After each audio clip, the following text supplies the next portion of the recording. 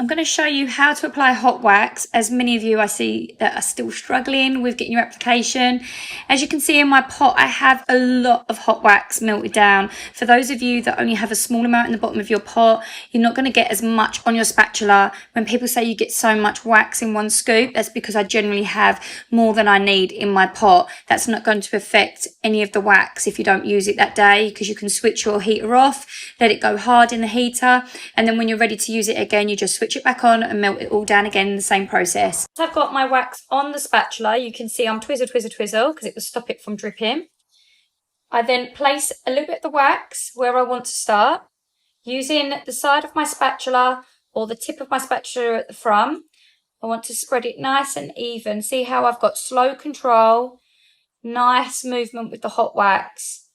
Nothing rushed. I'm not trying to be messy with it. I'm just trying to spread it nice and even so that my edges are all nice and clear where they are, not too thin and, you know, spread out over here and over here, because when I go to pull this strip off, I want it to come off in one piece. As you can see, it sets really quickly. You literally have a couple of seconds to get that spread on before it starts to go tackier. I want to get my handle. Now, obviously, I can't stretch my skin because my hand's down here, but whenever you go to pull wax, you should stretch the skin. Get your handle. Once you have your handle to pull, you then want to do it in one parallel pull towards the body. You don't want to go up to the sky because that's how hair snaps. Remember, we want to pull the hair from the root. So one quick firm pull, and then your strip should come off all in one piece.